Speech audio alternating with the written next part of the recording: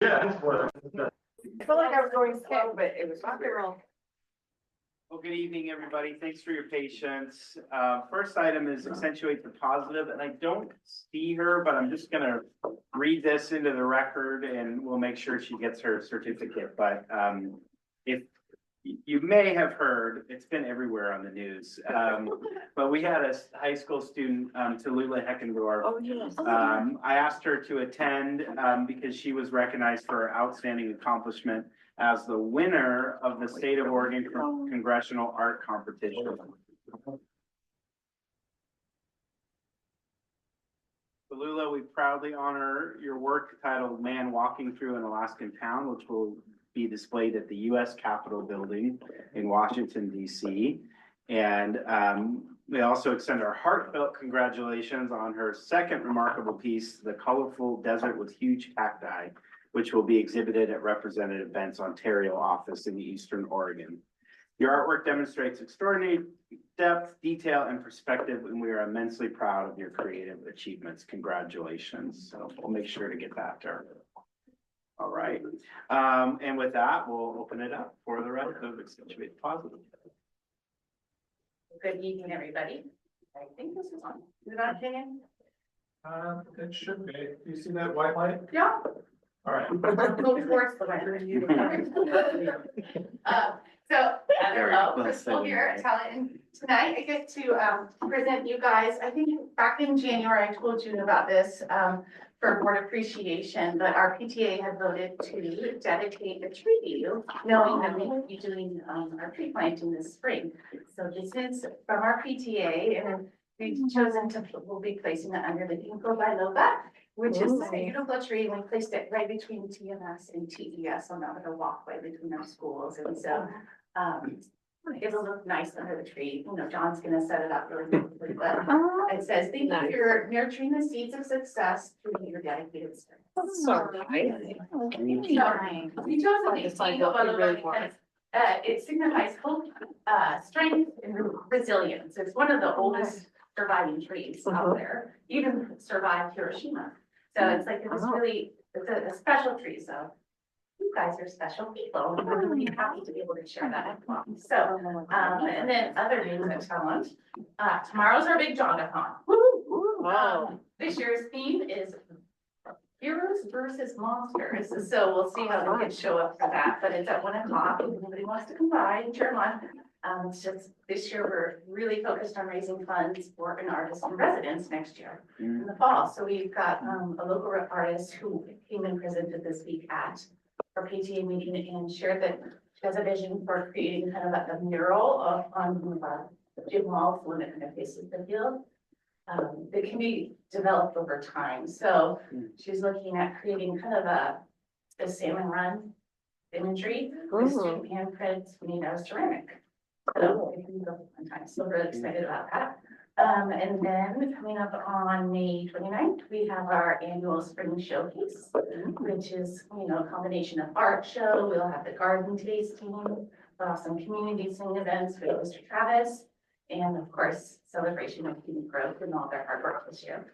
And then, last but not least, just wanted to say thanks to Mr. O and Allison for hosting the fifth graders today, this afternoon. It was great.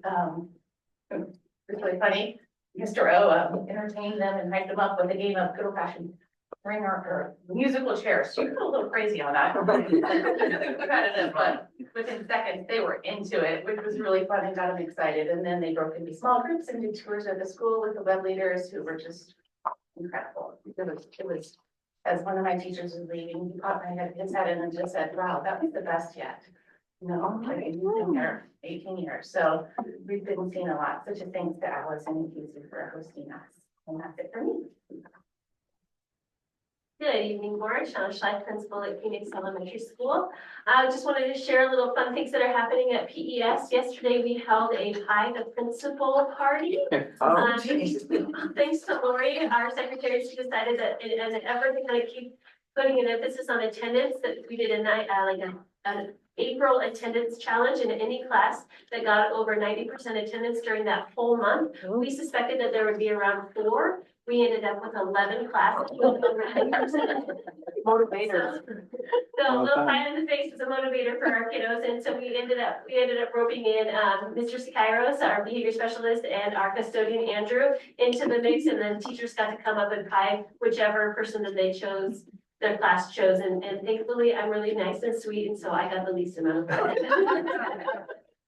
Really a way to celebrate. What I tell the kids is that the real prize isn't a pie in the face. The real prize is you coming to school each and every day, earning an education, getting to meet friends and those kinds of things. And so it's just a really fun way to celebrate and highlight the importance of the kids. Speaking of that, this is kind of the end of the testing season, and it's also evaluation season. And so today, all of our classified evaluations were due. And so I've got to spend time with each employee, and boy, let me tell you, our students are so lucky to have such a dedicated group of people who are student-centered. They're here for growth. They want feedback. They want to continue to sharpen their skills to serve kids. And so just wanted to highlight that group of people for just being there for kids and for their willingness to grow. And then last, or actually two more things. Next I want to share that speaking of growth, next Wednesday, the 21st, is when we will be doing our spring showcase. We'll be having a tamale feed. We'll be doing celebrating all of the end of the year assessments and sharing that with our families. And so the way we're engaging families in elementary school feels really positive, and just celebrating growth over time, and then really communicating that and using and leveraging our families as partners in helping kids grow. So we're excited about that. And then finally want to highlight two musical things that happened last night. We had our district-wide elementary choir concert. So thank you to Andre Walcott for that. That was a festive event, and lots of kids. There's nothing cuter than kids getting up and singing their hearts out. And then tomorrow we are all traveling. All of our 3rd, 4th, and 5th graders are traveling to the Criterion for our Link Up concert, which is a partnership with the Rogue Valley Symphony. And so that'll be a really fun event for that. So that's all from the CDS. Shauna, before you hand it over, Wednesday, the 21st. Yeah. 5 p.m. Yeah, 5 I p.m. just looked it up in my calendar. And then 5:30 on the showcase for TES. I know, we might have to some kind of be like that at the house. Oh my goodness. Wow. Oh, take notes, because last time, right? Turn a year older, you think you can talk for that long? No. It's a Dead Cavalier Sea principal Scroll. for Brazil.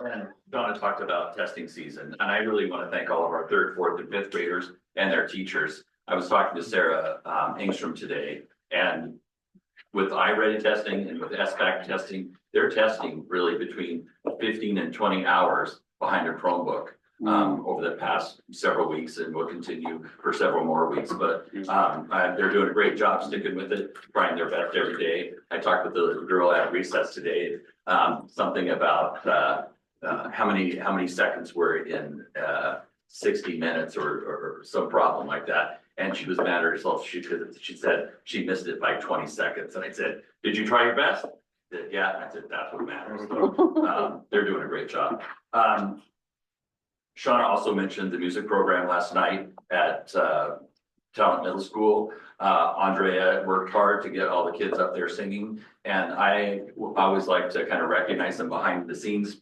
persons. Stephanie Hayes has been a longtime master teacher in our district. And she's been really busy organizing field day, the elementary track meet, and she was even at last night's music choir concert to help Andrea with kids. And I really admire her efforts and her support of kids and Andrea's program. Lastly, yesterday we had a great PLC meeting at Orchard Hill with all 3 schools, and Jamar Boyd and Corinne Calhoun and Javier led that. And it was great having all the elementary teachers in the same room, you know, on the same track doing the work in the district. So I wanted to thank those 3 people. Casey? Good evening, board. Casey Olmstead, principal at Talent Middle School. It was kind of talked on, but really my first shout out at just the elementary schools and elementary principals. All the 5th graders over today, and they were just so kind and respectful and quiet when they needed them to be quiet, and very engaged and laughing and loud when it was warranted and all the things. So it was just awesome to see and awesome to have them there. With that, I also want to shout out, and I know I've talked a lot about our web leaders, and Bree and Liz, but our web leaders is who led the tours for all the kids. And I think it was just a reminder of how much I love this group of students that and what they're doing and them stepping into these leadership roles and how responsible they were. And our, the fifth graders coming up, knowing that they are going to have this group of students that are following them around, whether they like it or not, but are there to support them in that transition. On that note, next Thursday, we have our fifth grade family night. And so that will be a night event. We have barbecue that the fire department is putting on, and then doing other things. Again, just trying to help with that transition as much as possible from fifth and sixth, because we know how challenging that can be. Then a couple individuals I just want to shout out. Eric Ritchie, he's taken on a new leadership role, jumping into our TLC classroom, and his flexibility and willingness to jump in has definitely been huge for the team. And then last but not least, I just want to give Allison a shout out. I think her continued willingness to do whatever it takes for kids. We have a student that from time to time may go to places that he shouldn't go to. And he loves Flory from My Ready. If you have not met that character, we have the mascot at our school. It's not Austin. I didn't mean to say that, but there's someone that gets in that costume all the time. They're friends with them.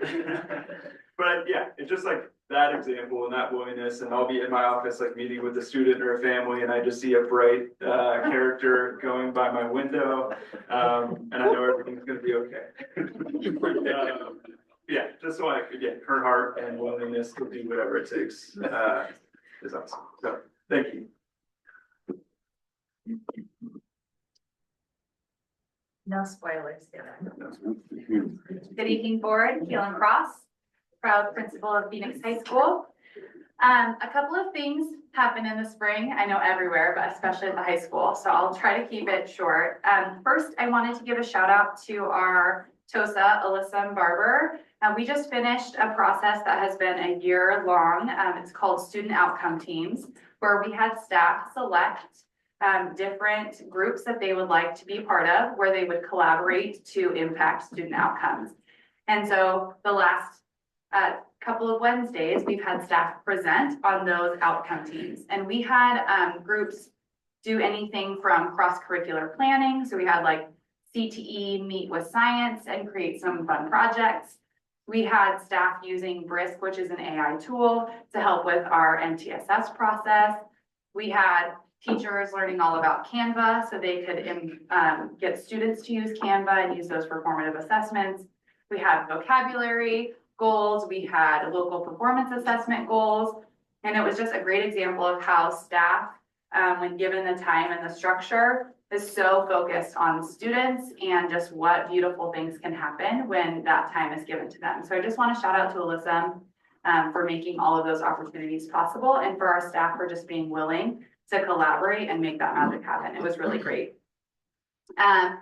Graduation is coming up on Saturday, June 7th at 4 p.m.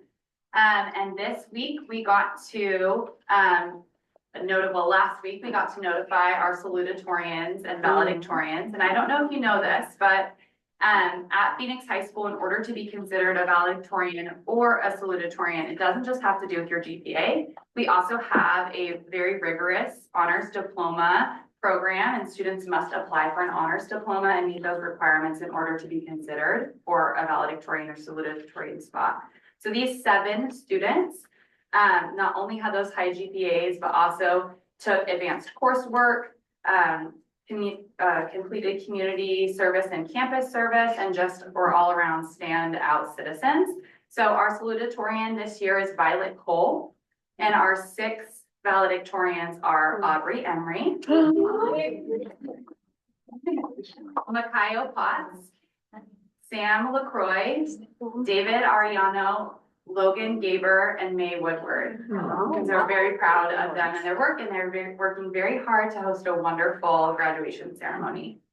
Additionally, Anna Redding is a rock star and she coordinates graduation. She's in the thick of that right now. And one awesome thing I wanted to let you know is this year, we have, I think the number is 60 presenters for our graduates. That speaks volumes to the work that our staff does with students, kindergarten through 12th grade, our classified staff, everyone. And so that's going to be a really great event. So just want to shout out to that. And last, but certainly, I have two things. We're preparing senior capstones. It's different this year than it ever has been before. And so I want to shout out to a couple of staff members who helped the planning of that. As you know, this is a legacy and a rite of passage for our seniors. And I wouldn't say they look forward to it, but I definitely would say that by the time it's over, they feel really proud of what they've done. And so Rhiannon Williams and Brenda Seeley are the masterminds behind making all the logistics work out.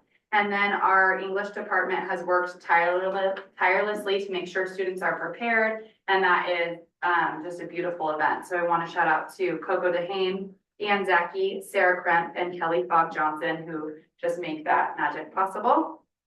And now, last but not least, this evening we kick off our theater production, spring theater production, Almost Maine. Tonight's show starts at 7 o'clock, so I know we'll be busy here, but there's a lot of opportunities for you to catch the show. Tomorrow night at 7, Saturday there's a matinee at 2 o'clock, and also an evening show at 7. So I know the theater students and faculty would be really appreciative if you could show up. It's supposed to be a great show. That's all for me. Thank you.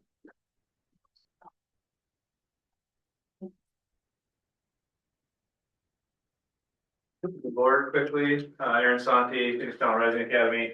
Just a couple things. One, our middle school students started their last module in the Talent Maker City elective program today. They've done 3D printing, woodworking, and pottery modules, and now they're going to be doing fabric arts for the remainder of the quarter. They're learning new hands-on skills and discovering and encouraging their creativity. Relatedly, I want to say thanks to Heather Ayers for the effort that she puts in to make that program possible, as well as the partnership we have with Talent Maker City. Allie French over there and her crew do a great job just taking our kids on and walking them through every one of those modules. So really appreciate that. They are making a difference. That's it for me. Amy? Good evening, Amy Hunt's here from Food Service, and I just have to share my excitement with Food Service and give a big thanks to Debbie Rogers. She's just fresh back into work and she's already like hitting the ground running, making sure that we have our summer program going off successfully. We're planning to have all 3 elementaries open for the public pretty much all of the summer, minus, you know, those couple weeks of training. So we're really excited and hope to see everybody there. I also have to give a big thank you to Kaylin and James and Casey and Allison for helping set up extra supervision during the lunchtime, that we get to have barbecues at both the middle school and the high school. So both Susie McShee and Angie Summers, my staff, have worked really, really hard to get those barbecues out. And we're having them once a week here, testing it out, because we're hoping to hit the ground running next year with having them several days out there, and possibly probably some local burger patties out there once in a while. Which, speaking of, I got to talk to Diamond farms, cattle farms, so about some beef, as well as a couple others that are in Medford, but he's right here in Phoenix, so I was really excited to kind of start that conversation. And we also had today in our menus in all of the elementaries, we had local Willamette grown potatoes in all the elementaries with the potato bar. So just some of our fun local stuff that we're getting going, and lots of excitement coming up with it. Thank you. Thank you so much. Anything from the board? Okay, student representative report. Good to see all of you. Okay, I'll go first. I'm just gonna talk about senior stuff and let them do the rest of it. But this week, seniors won the spirit competition, and we also set a record for spirit points. So that's pretty great, and we're 2-time winners now, because we also won last year. And then this year, we also submitted the most FAFSAs out of any class before us. So far, we're at 116, but someone could put one more, and so the previous number was 115. So we had 116 students submit for FAFSA, and that's just a really big step towards college in the future. Awesome.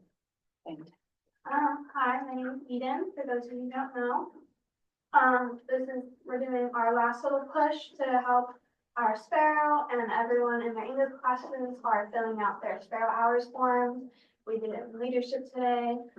As well as ASB elections are getting started, so we're gonna be pretty soon here finding a new president, secretary, vice, and treasurer.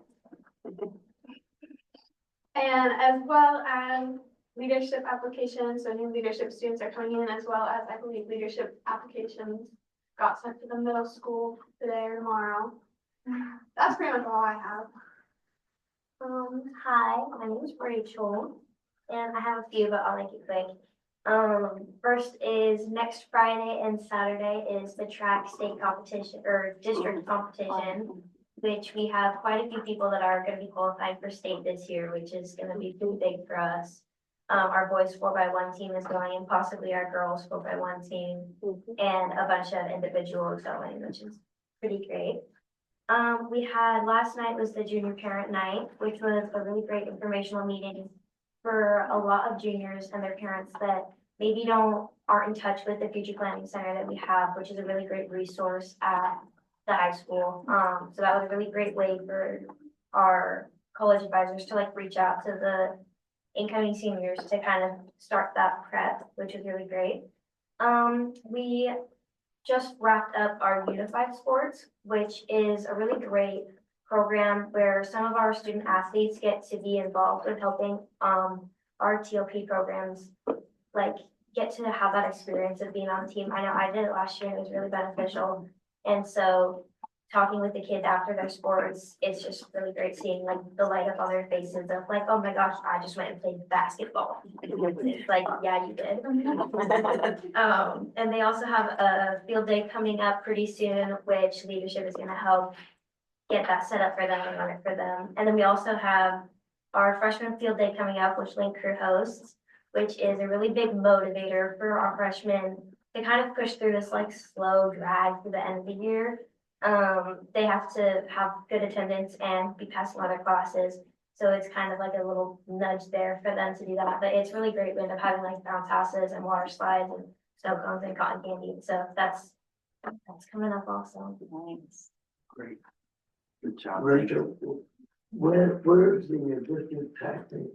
The district track meet, I know they're supposed to be in Clanton, but I think it might have gotten moved home because I know that the JV districts got moved home. So it is possible it's either in Clanton Union or.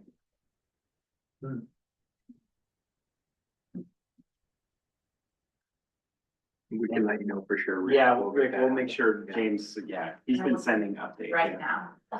And we'll see about the softball game Saturday, right? Okay. Okay, PTA update, and I know we have Sandra here. Let's get you a microphone too. Oh, great. Welcome. Thank you. Yeah. Hi, I'm Sandra Trillo. I teach at Talent Middle School, and I'm here to represent Phoenix Talent Education Association. I'm a building rep for Talent Middle School, and then also bargaining chair. So this year, this time of year, the end of the year, all of our members are working really hard, celebrating student success, finishing out the year, providing fun and exciting opportunities for students. It's also a bittersweet time of year for us because, you know, we're all, of course, looking forward to the rest and rejuvenation that summer brings. But also we're preparing ourselves to say goodbye to these groups of young people that we've come to love and care about over the year. So are we looking forward to summer? Yes. Are we also a little bit sad? Also, yes. Something that we're really proud of in PTA is our 97% membership rate, which regionally, there's only, I believe, one other local district who also has a membership rate at that level. And so we are really excited to see all of those members at our spring gathering that we are planning. That's coming up in 2 weeks. It has become an annual event where we get together and celebrate and appreciate each other. And then we also recognize some of our PTEA members at that event. And I specifically want to recognize Terry Stewart, who is a science teacher at the middle school, and she has put in a lot of hours to work with community partners to help support our spring gathering. It's her second year of taking that on, and it is a big task, and it is so much appreciated. The last thing I want to talk about is bargaining. We have been working on this since January. Number of us here in the room are part of the group that's been working on that. We are down to 3 sessions remaining, so it is at the point where we have to really dig in and do the hard work. As we go forward in these last 3 sessions, we just want you to know what some of our priorities are. Fair and competitive compensation is one thing that people always think about, but it goes beyond that for us. Our priorities are that, as well as clear and equitable processes within our contract. A contract that honors the professional expertise and experience of our members. A contract that gives us time to create quality lessons and provide quality service to the families of our community. And finally, reasonable and equitable class sizes and caseloads. And so these are the things that we'll be talking about at the table for the next 3 sessions, and hopefully, fingers crossed, coming to agreement before the current contract expires at the end of June. Thank you. Thank you, Sandra. Okay, citizens' comments. Do we have anyone in the audience who wishes to address the board? No one's online. Okay, no one's online. All right, superintendent report, Mr. Berry. Yeah, thank you, Chair Campbell. I do want to highlight something a principal said. I was just looking at some attendance data earlier today, and we are slightly up on attendance overall in district. But Phoenix Elementary was up 7 points from last year, and pie in the principal's face might have to be a requirement for other principals. But it gets a 5. I just want to make that comment. Want to give you an update on the Phoenix High School Resource Officer. We do have a candidate that we're excited about that is interested and has been on staff at Phoenix Police for a while, have been in our building a little bit. Caitlin reached out to Rebecca and Rick, who are gonna get, we're gonna get together and have a sit down and discuss kind of what we're looking for, the expectation, and see if it's a good fit, but we feel like we have a good potential moving forward. That transition wouldn't necessarily happen right away in August and September. Sergeant Hull would be there for a while in that transition as well. And again, just a reminder, Sergeant Hull will be overseeing this SRO program in Phoenix Police Department. Want to give a Culver facility update real quick. Last Friday, John went over the plans with ZCS, and those plans were submitted for permits to the city. So we're excited about that. And we also sent those plans, ZCS plans, to LTM and Bynum to get some initial costs on some of the to get some estimates on what those projects are going to cost. And then this gives us an opportunity to start CSA and Jay and his work to really do the plot for the Boys and Girls Club. So it is happening slow but smooth, I would say. I just want to finish by the economic forecast that came out earlier or yesterday, maybe. That wasn't super favorable for this legislature, and I don't envy their job over the next several weeks on really establishing priorities and funding for our state. Just to recap, it's down $798 million from our last budget forecast moving into the next biennium. And so that has a huge impact on not only education, but all the other priorities that our state has for this long session. So I know things will start happening really fast. We've talked about ADM security we were asking for 4 years, reduce that to 1 year. Essentially, that's probably not gonna happen or be on the table anymore. We're not done fighting for that. But that's gonna be a challenge to even start a conversation when there's almost $1 billion less than they anticipated. We'll have more as we get information coming out, and we may talk a little bit more when we have our legislative and OSBA update, but that's all I have. Questions for Ben?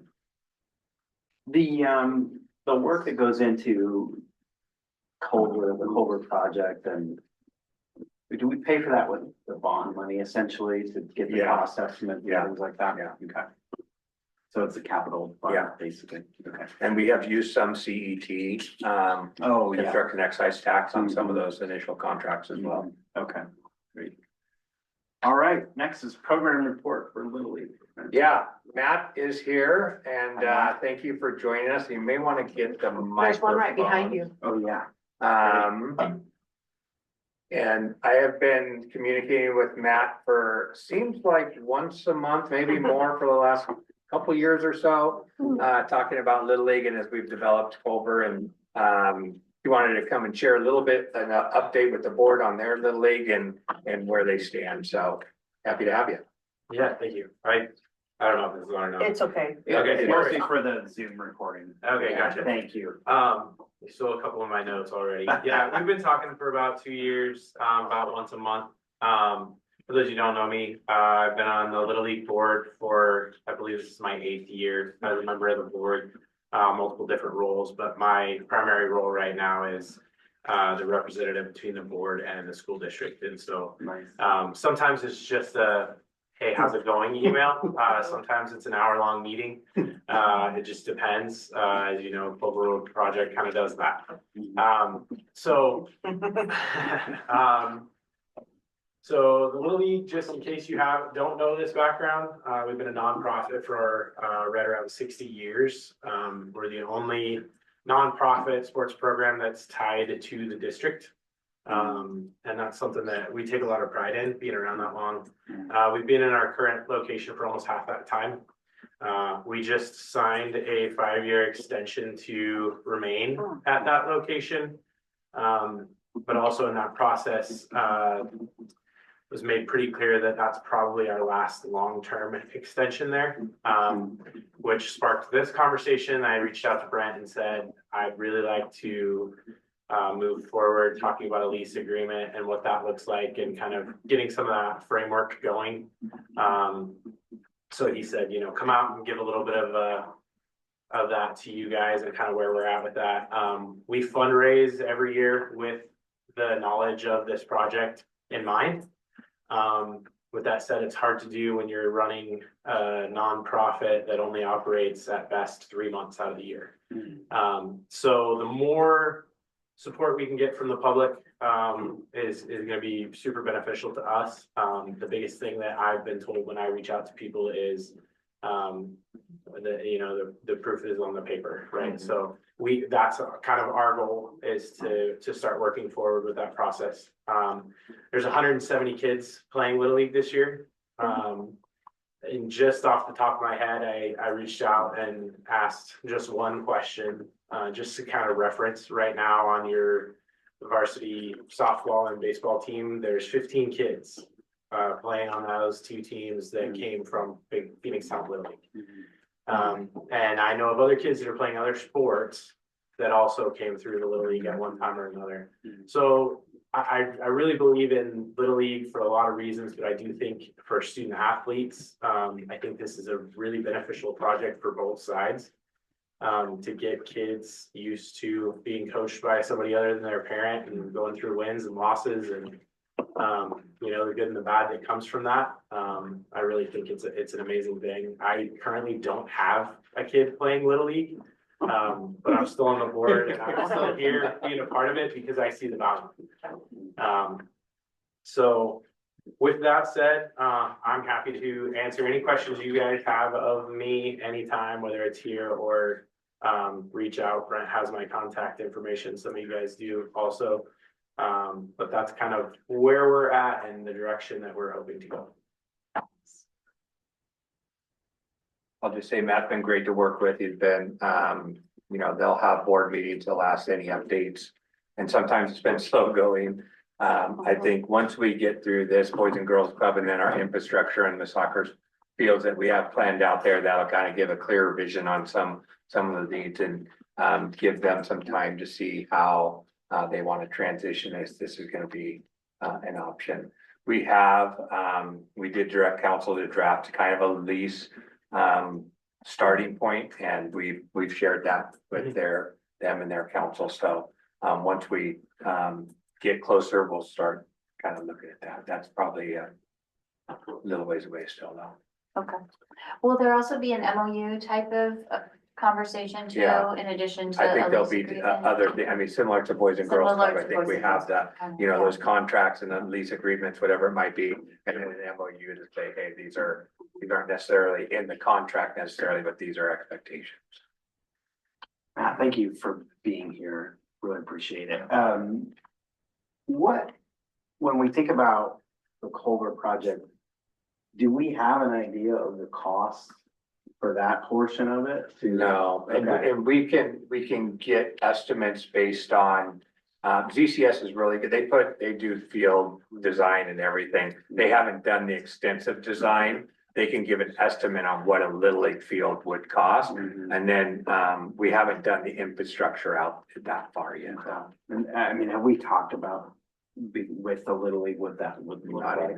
even. Who would sharing build the it? cost, Yeah. Okay. Yeah. Okay. That would, I think, be under, lease agreements and MOUs and things of that nature. Okay. Yeah, I think everything so far has been big picture conversations. Yeah.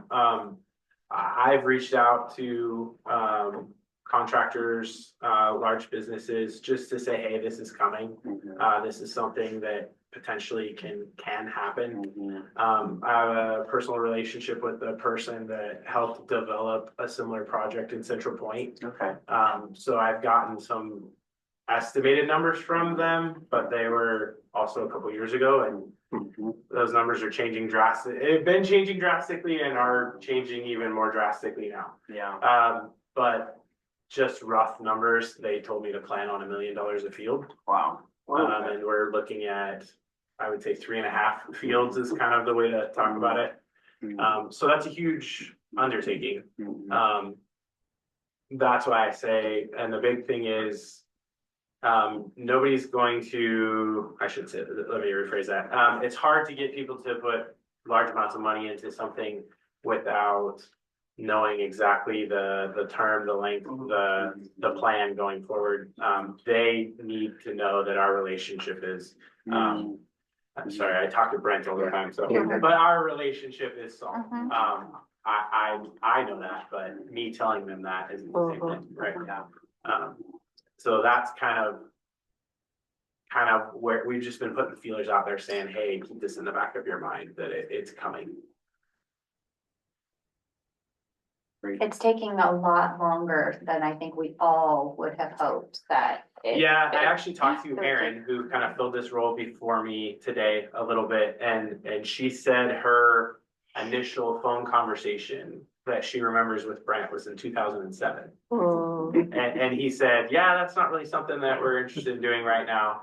And then she said she believes 2021 was when it was kind of a real conversation. Well, in 2019, we really started to kind of get this Culver process. Really started getting to what is coming now.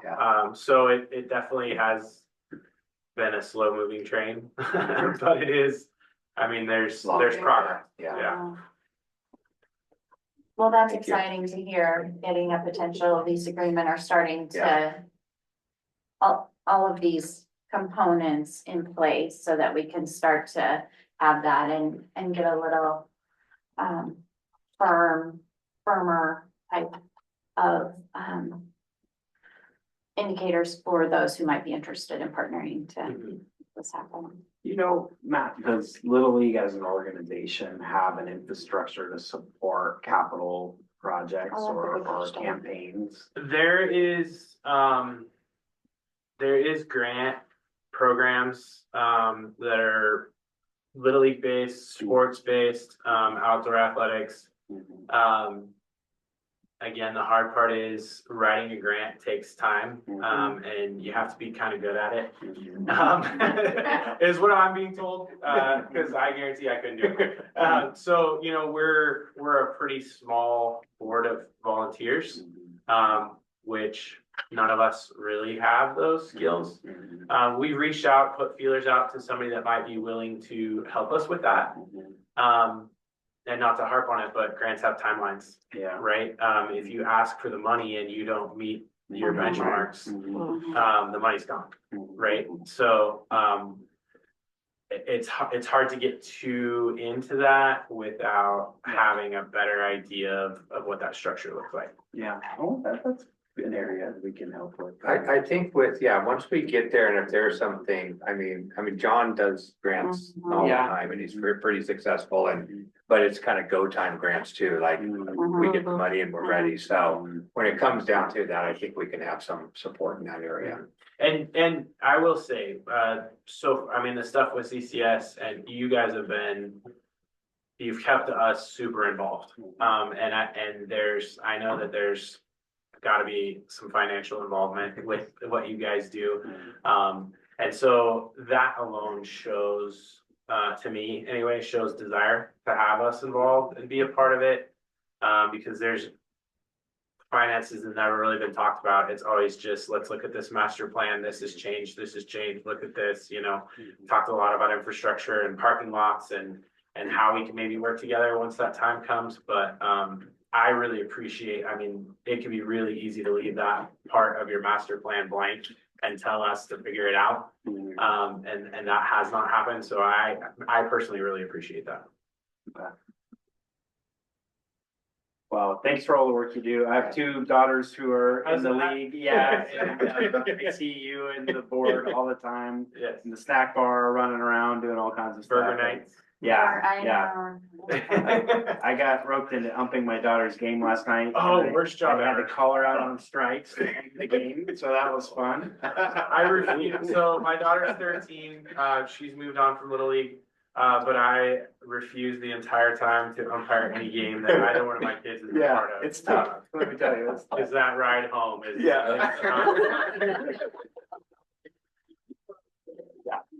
That's you. Swing the bat. There's some passion, Thank you for being here. We'll definitely keep these conversations going for sure. Thank you. Okay, consent agenda. Do I have a motion to approve the consent agenda? I move to approve the consent agenda as presented. Second. I just have a note. I let Denise know about a typo for a year that she's gonna fix, so I think we can go ahead and, great. Any objections? Okay, hearing none, the consent agenda is approved. Information discussion, legislative OSBA update. So, to piggyback what Brent said about the revenue forecast, I wanted to add something that I haven't really heard lots of people talk about, but they mentioned the spike of unemployment during March due to the new law where classified could do unemployment. And so there was a huge spike this March. So I think that's interesting that they had mentioned it. They didn't give any details on it. So I don't know what huge means, right? Like, it's new, so it's huge, like 5 or 20 or 100 or 1,000, I have no idea. They didn't get, so I think that's just something to kind of get more information on what that means. Because it was really weird. It had lots of nuances to do with the revenue report on the things that they check to see where we are financially. On most of the bills now are all work session bills, which means there's no testimony. They're gonna talk about them and then vote on them, and then they'll go to the floor or wherever they need to go next.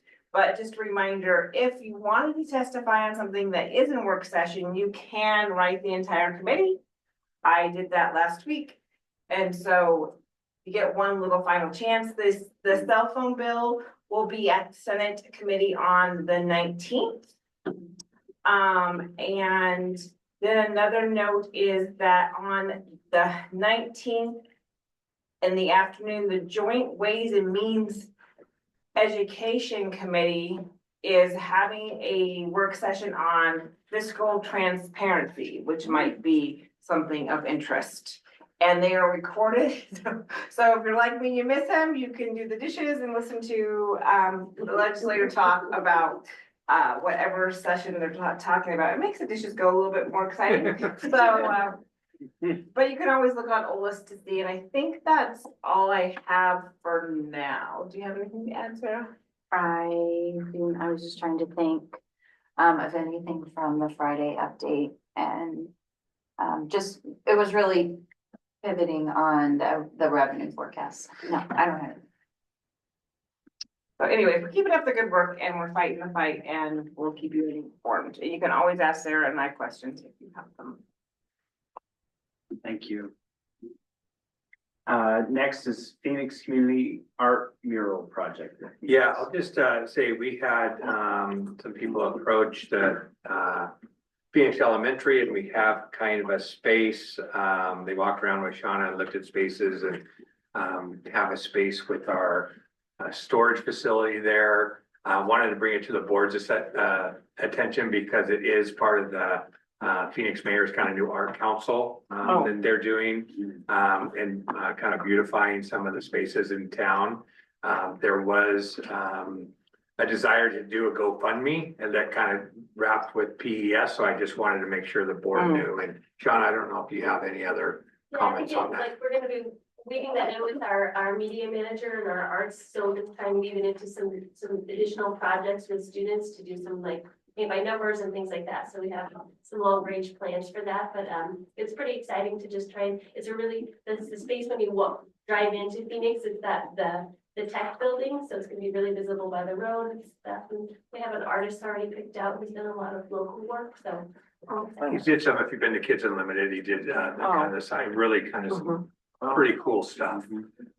So just wanted to let the board know that, and we'll keep you updated on how that's going as we move forward. So who's responsible for it? Are they saying we would like you to do this, now go and raise the money and take care of it? So that's, Yeah, it's more of a partnership, and I think it's one of those things where it's like we're working together with Phoenix Art Council and Phoenix Elementary, so it'll be a joint project. Okay, great.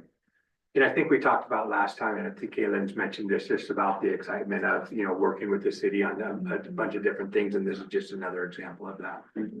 Yeah, great.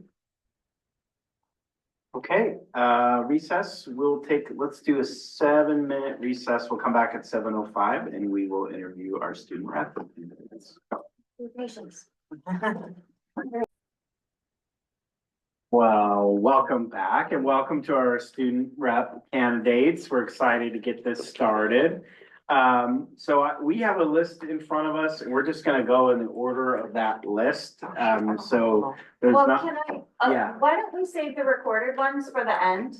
Okay, Even though they're in here, let's just say that Sure, would be we my can do that. recommendation. Yeah. Let's do all in person and then. okay, you got it. Yeah, yeah, we can do that. I know which ones those are because they're highlighted. There should be 2. Oh, right? okay. Yeah. That makes sense. The ones in red are recorded, so Oh, darn it. that works.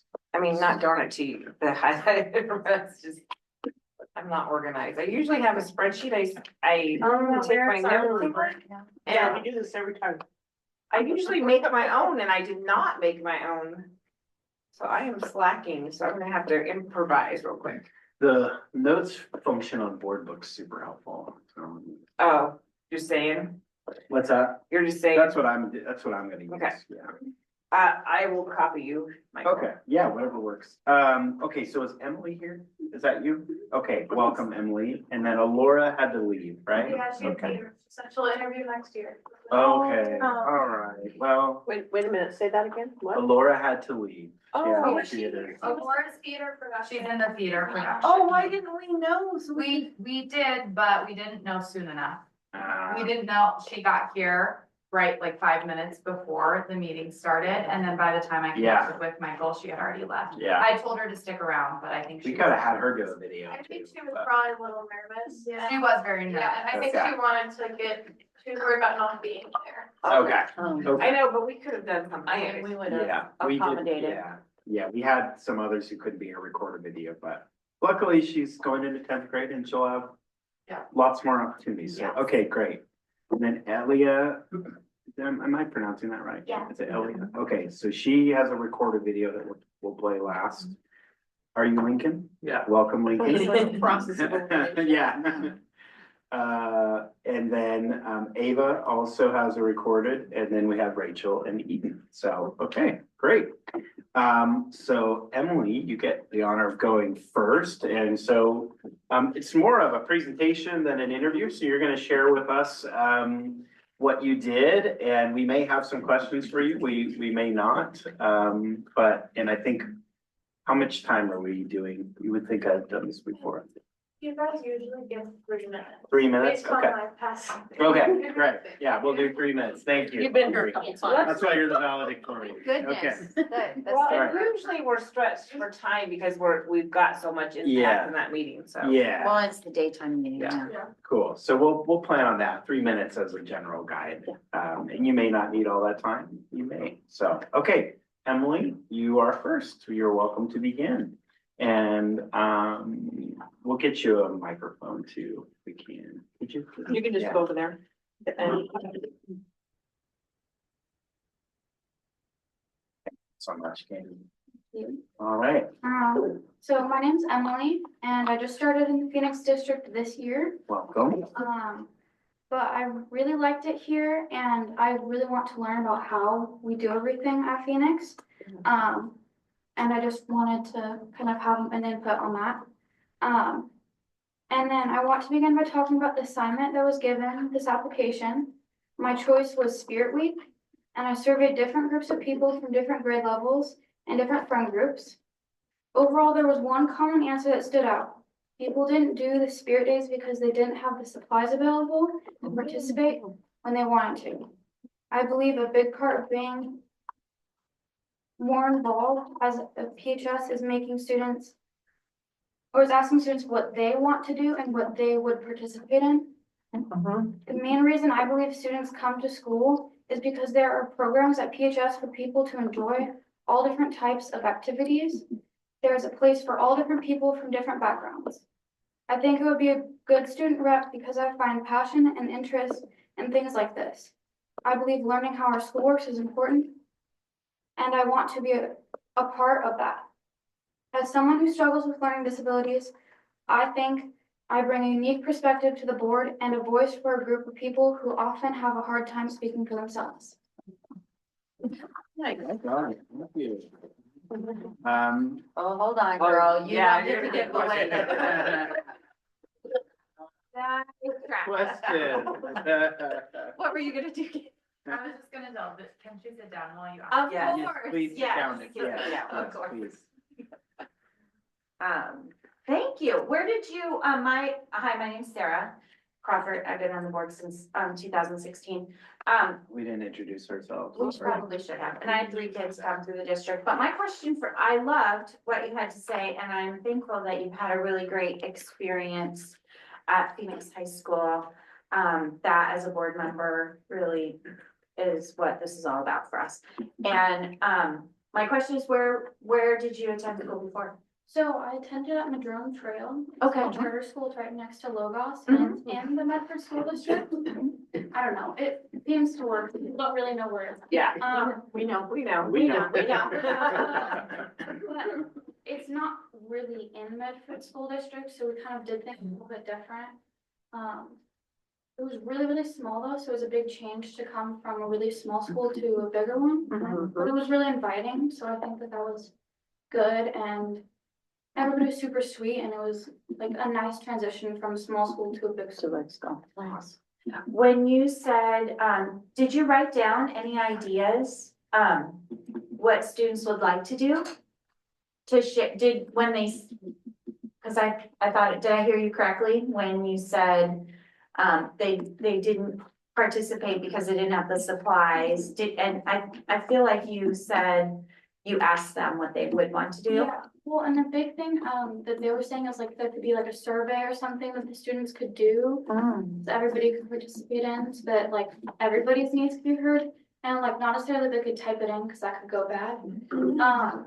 but like the teachers could choose like a variety of things and they could vote on that or something. Oh, okay. So then it could be kind of more of like an impact of what they want to do and what they could be able to do. Because there's a lot of things people, I don't know, I can't really do that, so. I love that you're already thinking about student voice, which is really what this role, what we as board members, because it's been a hot minute since we've been in high school, really crave is hearing about Some of us. about the student voice. So, thank you. Thank you. Great answers. I have a question. Did you get to choose Phoenix High School or was that just the option that you had? It was like our main option, Okay. but I really wanted to go to Phoenix. I think my other option would have been like Medford or Ashland, but I feel like Phoenix was more inviting and it's a brand new building and my sister went there and so like, and my parents went there and their parents went there, so it was like kind of like a whole thing. Oh, cool. And I don't know. Ashland, I've heard some conflicting things about, and Medford, it's very, very big compared to Phoenix, and so I was like, that's gonna be even bigger transition for me. So. Perfect, thank you. I'm just always curious. Yeah, you tell us that you came from a different district and we're gonna be. We're all over that. Yeah. Yeah. Awesome. Thank you. Very well done. That was a good start to the interviews. Okay, Alora is not here. Ellie has a video. That leaves Lincoln. You're next. All right. Hi, everybody. My name is Lincoln Potocnik. I'm a junior at Phoenix High School. I've been in this district my whole life. Both my moms are teachers at the Medford School District, and they were not a big fan of me going to the Medford School District, so they put me in this district. And they told me all this stuff about Medford School District. They're not the biggest fan of the administration there, but I've been in this district my whole life. I went to Orchard Hill. You were my principal. I remember that. I've always loved this district. I found like a really great community here, and I love it here. But I interviewed a lot of different people I chose the talent show because that was my best pick there. And I found that a lot of different people thought it went really well. There was a very diverse group of students that were there. I asked like why, and they all thought that like we all helped I'm in leadership. If you guys didn't know, we helped raise money for the Sparrow. And the event we put on was for the Sparrow. We had a lot of different acts that came through. It was a lot bigger than last year. Like the first year, we were kind of just trying to get the ball rolling. It wasn't super great. But I asked a lot of people in leadership what they thought of it this year, and it had gone a lot better this year. We really kind of got that ball rolling, and there was a lot of different acts. We even had one act where someone was doing sign language. We had loads of different cool acts there, and it was really great. Miss Cross also came in on Monday talking about, she asked us if any students in leadership wanted to write a testimony on the phone policy, and I was like, oh, that sounds like something fun to do. So I ended up writing that. Nice. And I thought it'd be a good idea to ask students what they think of the phone policy because it's new from last year. We didn't just have this phone policy at the high school. So I asked a bunch of different students, like of all grades, all different groups, and general consensus, it was kind of 50-50. Some students were like, yeah, it has helped my education. Most students were like, no, I absolutely hate it. I can't have my phone out in class.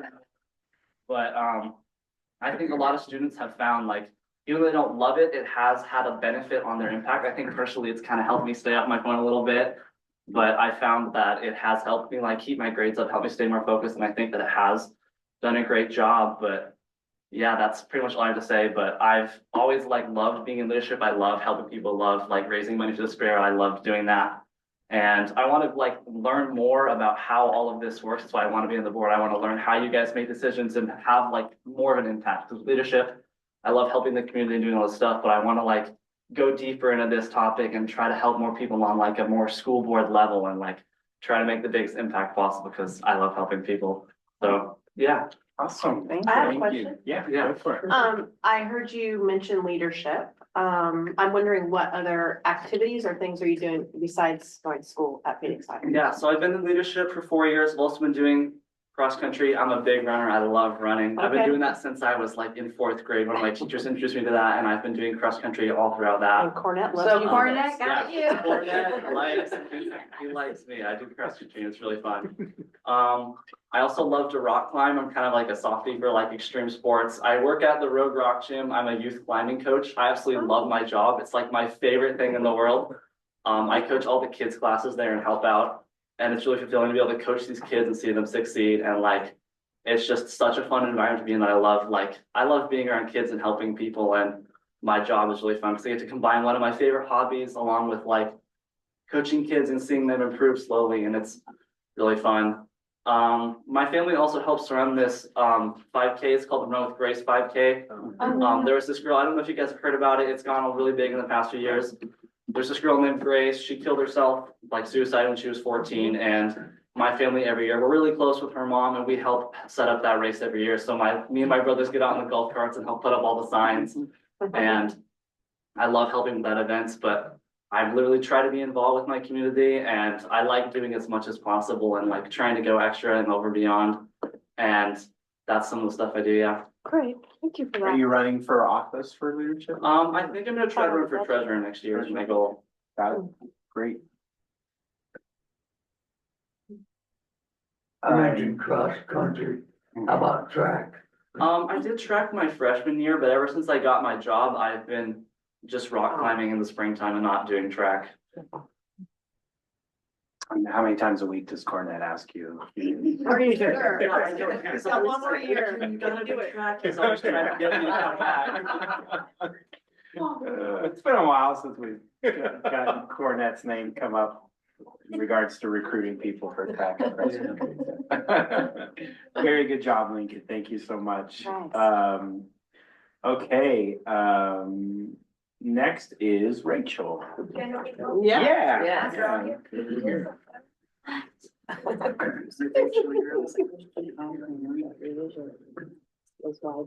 Okay. Hi guys, I'm Rachel. Most of you know me already, but I'm Rachel Pepin. I'm gonna be a senior next year. This past season, I was a student rep on the board, and I'm really looking forward to the opportunity of completing that again.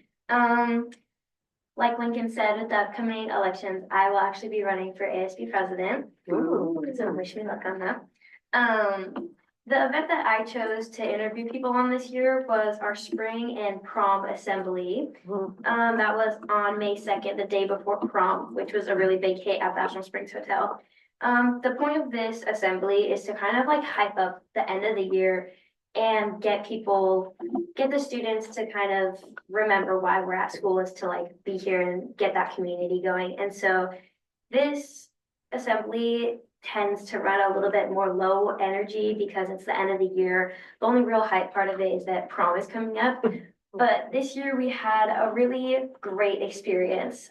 Leadership, we really brought the hype. All three of us here, we were down there with the clappers, you know. And we heard from multiple different staff members, like almost every teacher I talked to said this was our best assembly the whole year. So that was a really like exciting moment for us, and that was like a big accomplishment.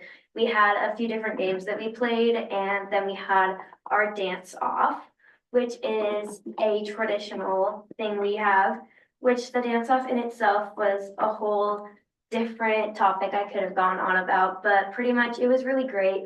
We had all 4 grade levels compete this year, with seniors coming out on top again. But there was a lot of variety throughout the dances, and it was really great, and a lot of students felt really involved with this opportunity to jump in and show like their personality.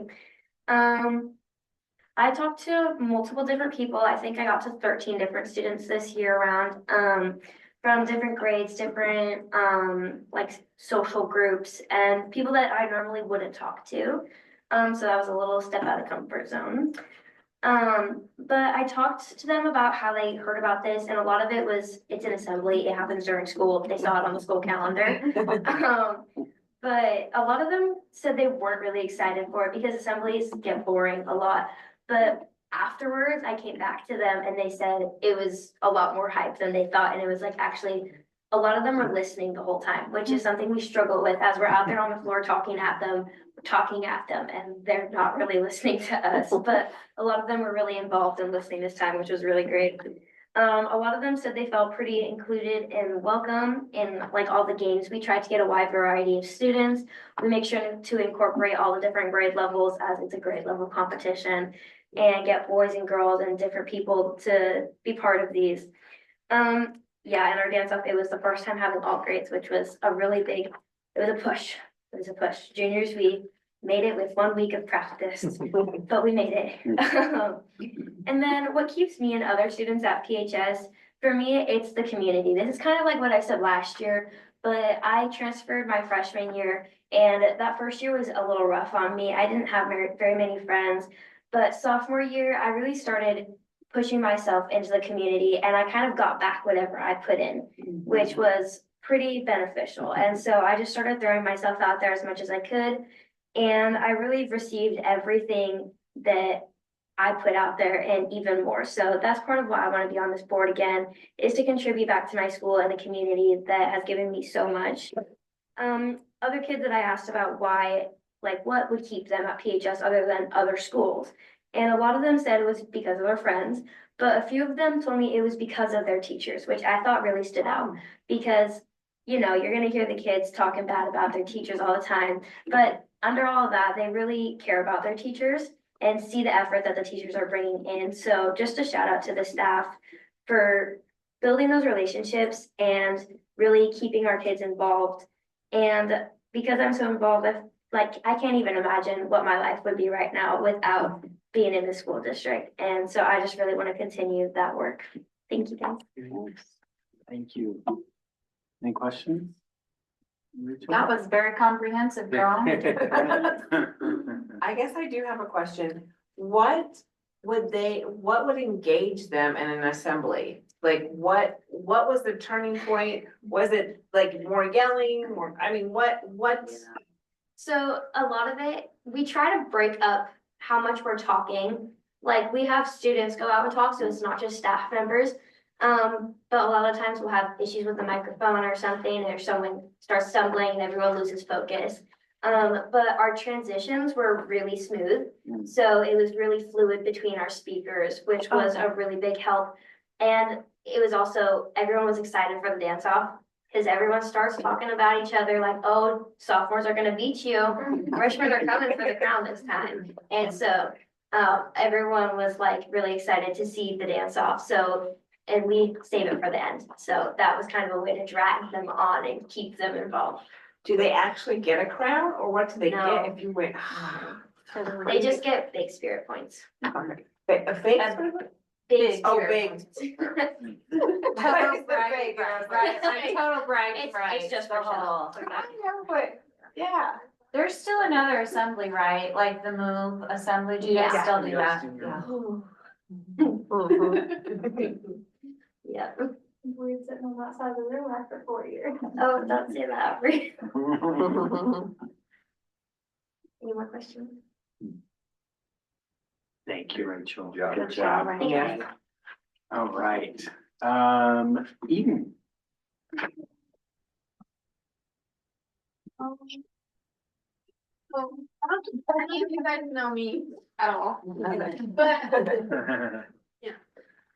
Yes, you do. I would like to kind of preface this interview. I have some health stuff going on. I keep having this neck spasm, and I'm sorry if I have to like sit down for a Why second. don't you Why don't you sit just sit down? down? Yeah, Yeah, please, down. sit, yeah, Sit down. Or you take a break. Yes. No, Sit down. please do. Thank you. yeah, You're okay, girl. Yeah. We got you. We got you. Yeah. yeah. Anyway, I know you all know me, but just reminder, I am a 4.0 student. I was scavenger hunt captain. I've been student of the month. I take all advanced and AP classes. I'm on course to graduate with an honors diploma. I'm in leadership and a spirit leader. And student representative. Oh, yeah. Yeah, that too. Anyway, I've been out the last week. So I had a little bit of trouble interviewing everybody, but I did my best. I wasn't able to get as many or as diverse answers as I would have liked to because it had to be all people that I had contact information from. I reached out to about 20. I think I got like almost 10 back. But I asked them about what Rachel said about the dance off because that was such a big event. And I knew that just about everyone had an opinion on it. So I knew it was going to be pretty easy for me to get info from not at school. The main thing that the students said was that it was super fun. It was,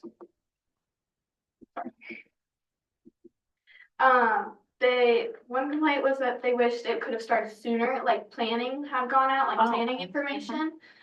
And that there was a little more staff involvement to keep things like on track, which were things we were already planning to work on next year.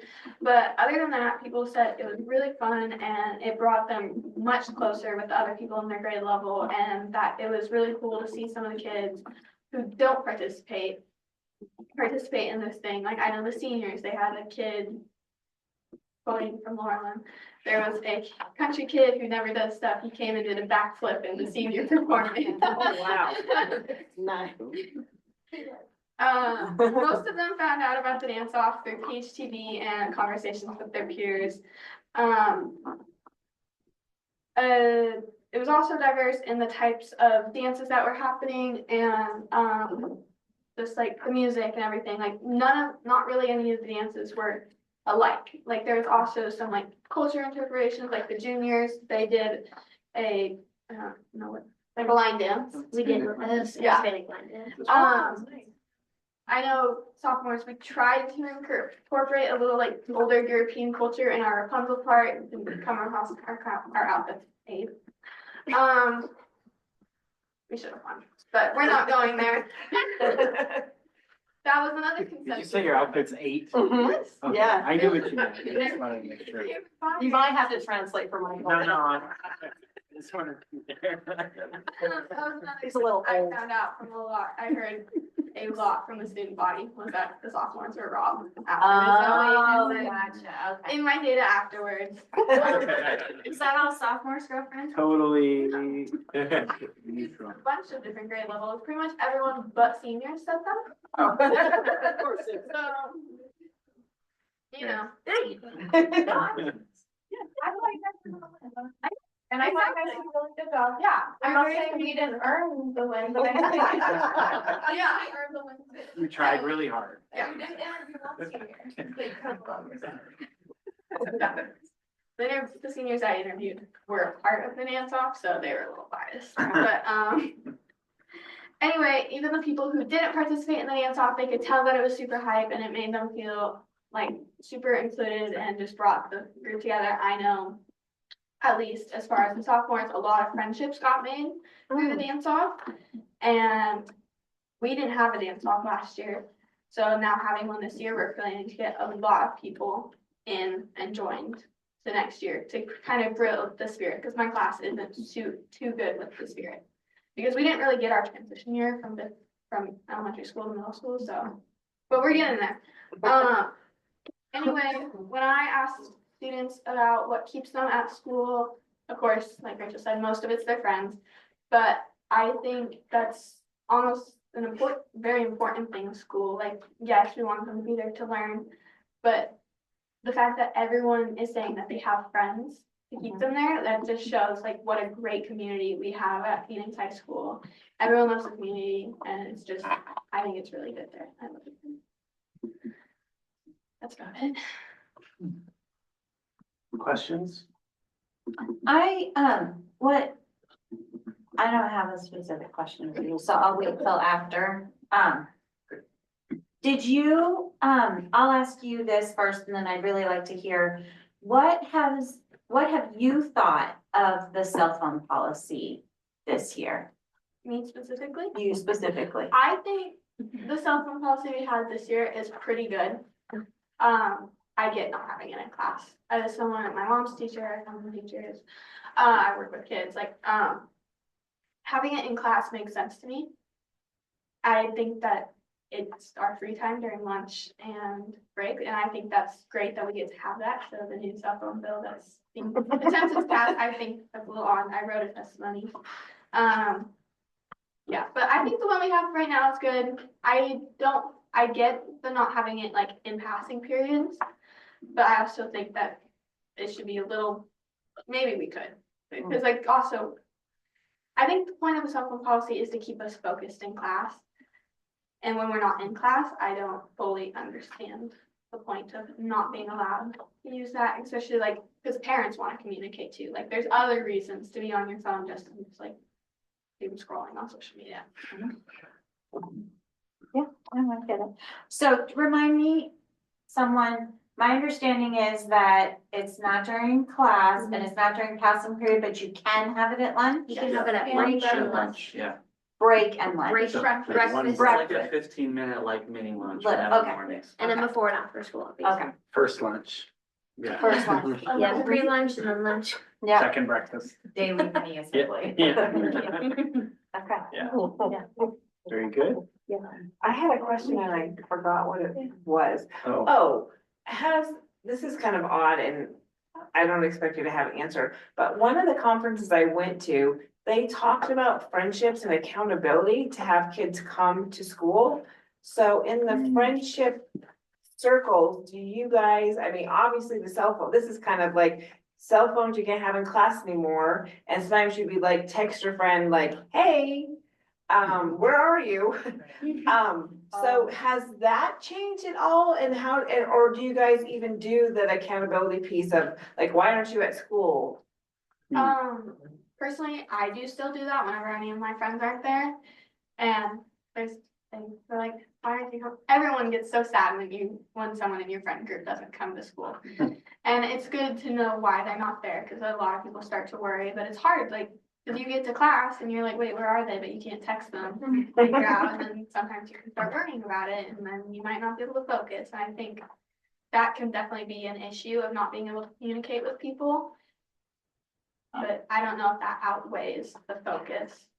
One school let the first period class text all their friends for the first 5 minutes of class. And it apparently I know Miss Cross is like, Dawn, quit talking. No, I'm here for whatever. It apparently raised their attendance rate by having kids text like, where are you? Are you coming? What's going on? For like a few minutes, like, you know, teachers taking attendance and you're looking around saying, Sarah's not here. And apparently that raised attendance, but I'm not suggesting that, I'm just asking that question. I like that idea. That option in my mind during passing period. Like for me, I have 4 free periods. That's something I have to use in my car. And a lot of times that comes down to, especially when I was applying for colleges, needing to check my FAFSA stuff or my email for colleges or respond for something financial aid wise. And that was just like a quick moment where I could go, what are they saying to me? And then like open this website or whatever, because it's 5 minutes, right? And then it goes right back and then back for class. But that was an idea I had. I just wanted to voice while we were talking about this. We'll have a forum on the cell phone policy at some point. Yeah. I just wanna say before we move on to that, I would wonder what having it during passing periods could do to the tardy data, but we could talk about Yeah, that. no, I agree. I was gonna say, that's definitely something it impacts. Yeah. It's like, I would catch myself. No, for me, it's like keeping you in school mode. You know, I know for me personally, if I was getting it out during passing periods, that shift back into school mode would be challenging for me if I. Just also the amount of conversations and face-to-face interactions that they're having. Right. Is completely different. Yeah. Than it has been in the past, and I think that that's not necessarily a measurable thing, because we weren't like taking a tally of that before, but they aren't even looking at their phones during break or breakfast or anything. I mean, some kids are, but they're interacting with each other, they're having conversations, they're talking to kids they didn't talk to before, so. Yeah. Anyway, we should have a whole forum. Your application for student rep is not based on your. Yes. Just so that's clear. I would love to hear from all of you on the implementation of this year of the so pick a direction. Let her go, because she went first. Go ahead. Real quick, as I say, maybe that's the reason why there was more people in the dance off, because they talked between passing periods. That's measurable. Sorry, I just had to put that. What do you think about it? Yeah. I did kind of want to bring up that I have been seeing a lot of students, they'll say they need to go to the restroom, and I see them kind of like take their phone out of their backpack and put it in their pocket, because they're gonna go to the restroom. And there's a whole line of kids waiting to go to the bathroom, they actually need to. And they're in there for like 15 minutes because they're texting somebody or doing something. And I don't know, maybe if we go to the like having your phone like put in a bucket or something, so that you can't do that. So that people are more likely to be engaged in class, but it's still like that thought in the back of your head, like, oh, my phone, I can still do that. And so, So just a clarifying question, they're allowed to have their phones on their person at all times? Yeah, because the feedback we got from parents and families was that if there's an emergency, they want to get a hold of their student, even though they trust that we have a process, it's just like, that's their kid. And that's like, if there's something going on, they need access to their kid. And so that was our compromise. Like, we're not gonna lock up phones, we're not gonna collect them. That also creates some liability issues. And so, yeah, our students have them with them, and the idea is this is just, it's off and away. So off and away isn't, it can still be on their person, but not like in a backpack. It could be in a backpack, but like, we're not enforcing that. We're not gonna get into power struggles if a kid has a pocket or a cell phone in their back pocket. That's not worth the relationship. Well, it's just somewhere to work. No, right? I'm hearing about pouches too. Do you guys know what the pouches do? Like, I have an alternative solution to the. I think I'm hearing that for an information and discussion on the cell phone Yeah. policy might be a This good is- topic. yes, but I I'd like to keep us focused on the interviews. Thing that we have. Sorry, but sorry, but yes, I appreciate, that's good. Okay, Yes. I wanna hear it. Okay. This was timely. This was good. Leave me Okay. alone. All right. What are you gonna do, fire you, Sarah? Sarah's. What are we gonna do? I don't like it. Yeah, like I said before, I do think that I've seen like a positive effect. Like I've seen students in the hallways during passing periods seem a lot more social. Like when I'm walking the passing periods like last year, I would see students like deep in their phones, just texting away, like rotting away on their phones. And now like, it seems like there's all these little pockets of people talking. Everyone's a lot more social. And like, I know a lot of students don't like it, but I do think that it has like a positive impact. And I feel like it is that perfect compromise, because like, I don't think students should have phones out during class, but I also don't think that they should be completely banned so that you can have them like locked away in a pouch. But I think like having them available at breakfast and at lunch is like that perfect middle ground where you can still like talk to your friends and stuff and like still use your phone, but it doesn't become a distraction in class. And it's like, I think it's just a good balance is what we got going right now. But I have noticed that it's kind of gotten along like less strict. I remember the start of the year, teacher would see one and be like, give me now, like snatch it and put it in the pouch and it goes straight to the office. And now it's always like 2 or 3 mornings, like guys, put phones away. Like, I think teachers are just kind of tired of the end of the school year, and I know students are too. I am very ready for summer, but I think it's kind of got a little more lenient, but it's still like, I think does have a very positive effect on the students. Yeah, like what a lot of them said, don't like it, but it probably does help. I know myself, Emily got me. I do walk out with my phone. I'm like, I have to go to the bathroom sometimes, but I catch myself and I'm like, I need to go back to class. So I think it's definitely helpful to have those rules in place as kind of a guidance of like, yeah, I'm here for school. I'm not here to rot away on my phone. Like, I'm gonna be here to do what I need to do. So I think it's a good middle ground, like what Lincoln said, where there's time to text your parents before school, at your break, at lunch, and then after school. I think it's pretty well spaced out with our schedules. Yeah, and our teachers have gotten a bit more lenient because, you know, there's always that one student that they're never gonna put their phone away. So they crack down on those, but I think it's gotten a little bit more lenient than it started off the year with. Have you noticed more, I think Lincoln, you said, easier to pay attention in class? You noticed improvement and. That was the goal, right? Yeah. You guys get that was the goal. And I think that at first, a lot of kids, when I was talking to them about it, were like, well, them just telling me I can't have it just makes me do it more. Mhm. Like I'm being told no, so I'm gonna do it anyways. Like a little 5-year-old, but, I think that's kind of past now, and I think people kind of got the idea and kind of saw that like this does help, so. I think it's a life skill to be bored.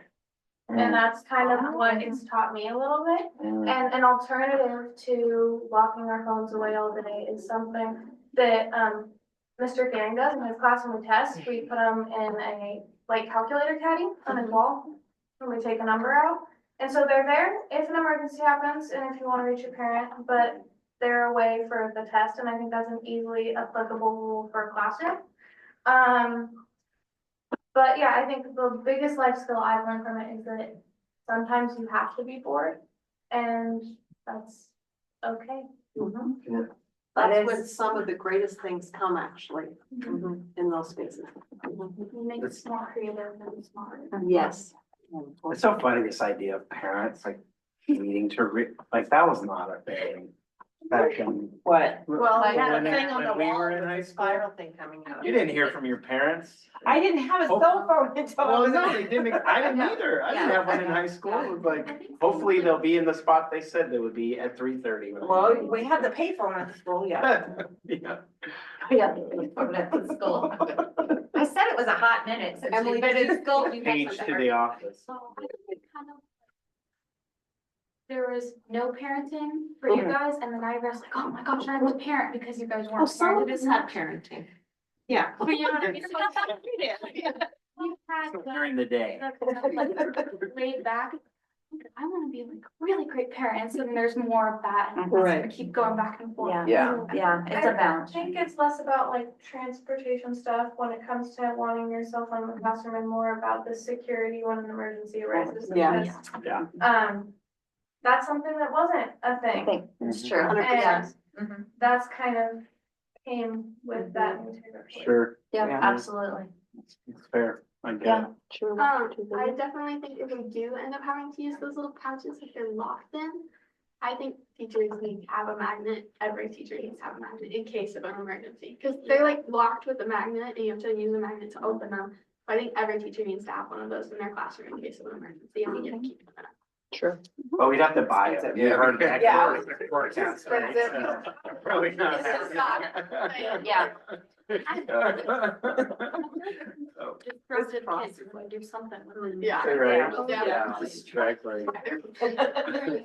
We should probably watch the videos. Yeah, let's watch Thank the you video. so Thank much. you all, Really great. all of your I really presentations. appreciate 8, that was great. Yeah. It was high. All right. It doesn't matter. Just as long as we know who's. Oh, okay, also, I took your guys' role, I asked her the questions in this Oh, video, thank you. Nice. so Great. Good job. shout out to me. Point.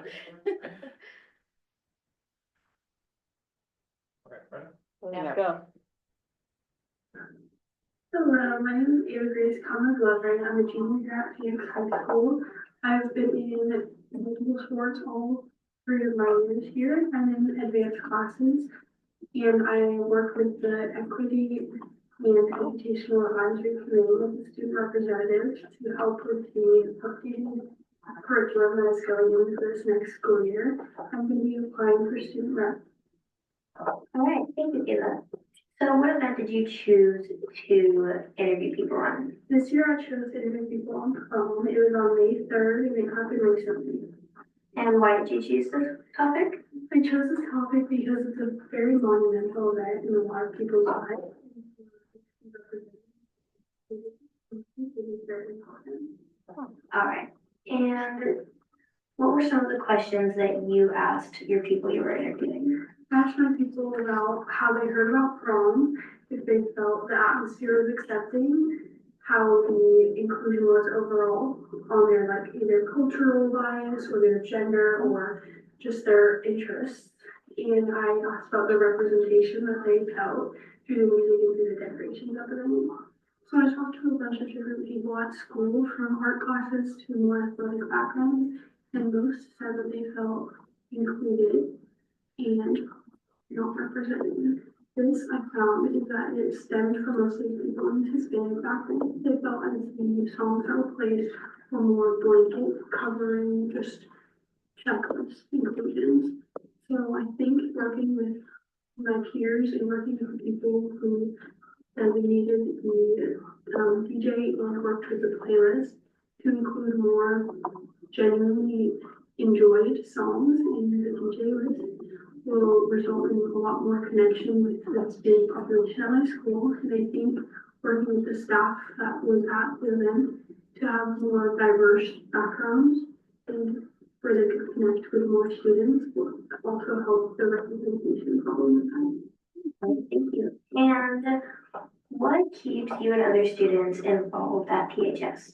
I found that speaking with my peers, they've said that their friends in the community and teachers that are at PHS have led them to continuously come back to events and include themselves in big opportunities like prom because of just how the community connects and how small and intimate it is. They said that prom felt very welcome, that all the teachers and students and staff that were there were very welcoming, and they made the day very special for them. So I think the people at PHS is what keeps them coming back. All right, thank you so much. Thank you. Nice. Good interview. Yeah, Nice job. Nice job. Elia? Elia. All right, we have one more. Did you want me to call them and try to get their opinion on the cell phone? No. There was like, yeah. What? Put it on speaker. Oh, did Let's she go. apply last year? Yes, she did. Okay. Yeah. Yes. Hello, my name is Elia Santos, and I am currently a sophomore at Phoenix High School. The topic I chose to interview the student body about was the talent show.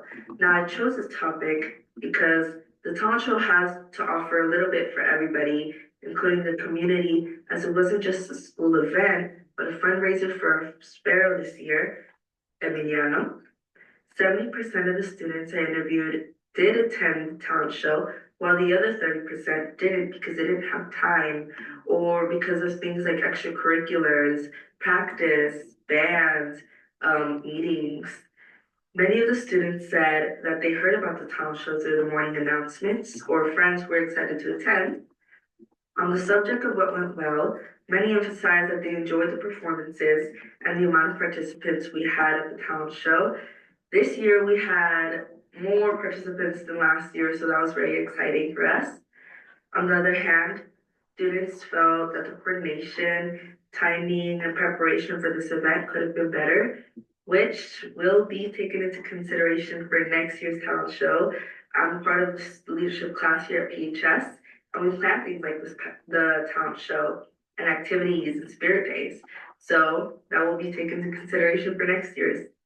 As for the diversity, 70% of students I interviewed and attended the talent show said there was a lot of diversity with families and friends of different backgrounds, especially since it wasn't just a school event and everybody was welcome to attend.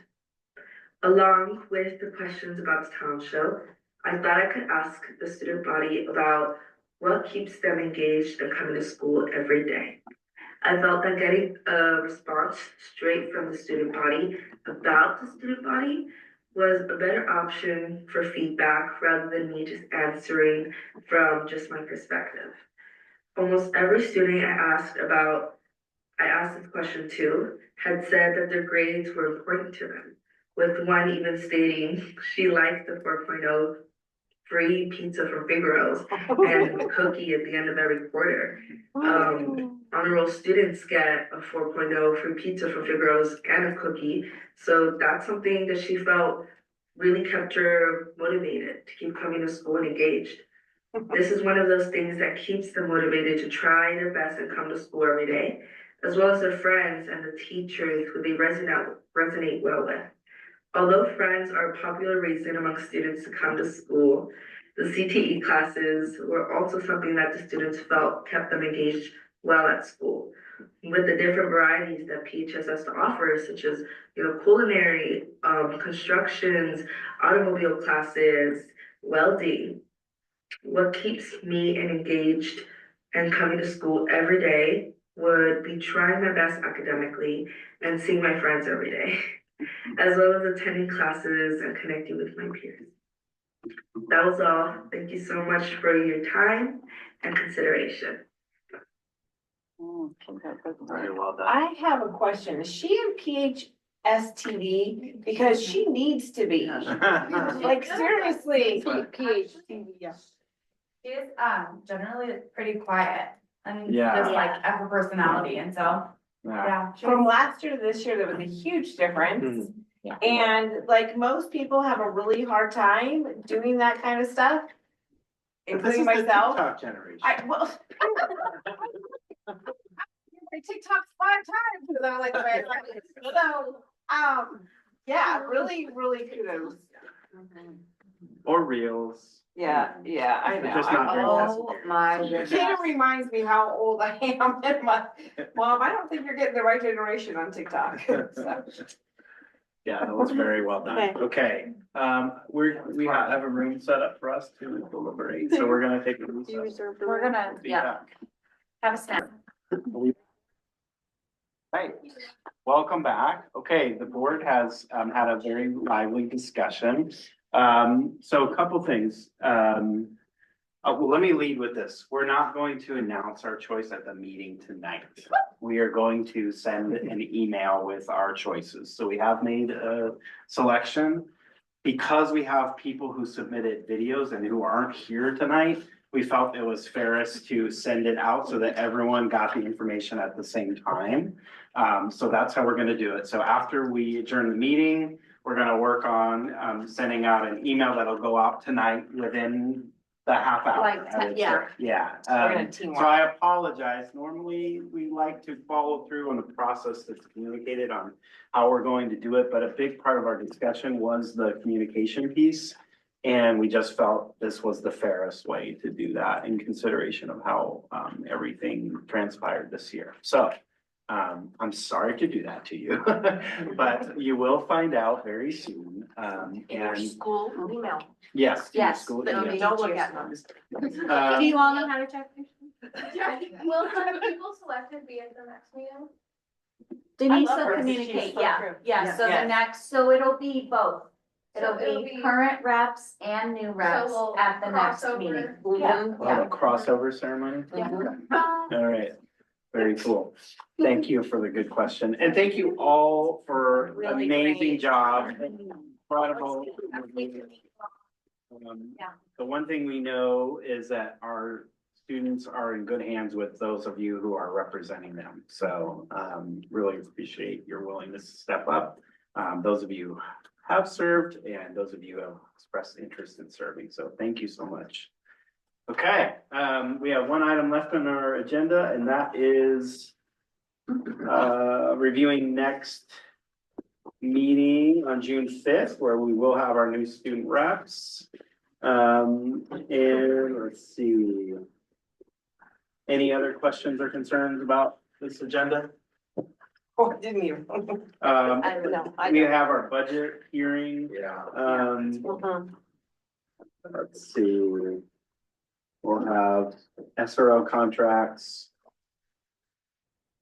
And then, we'll have some resolutions. for the Yes, budget. softball for the budget. Yeah, Yeah. so, okay, very good. We are adjourned. Thank you, it was nice to meet all of you.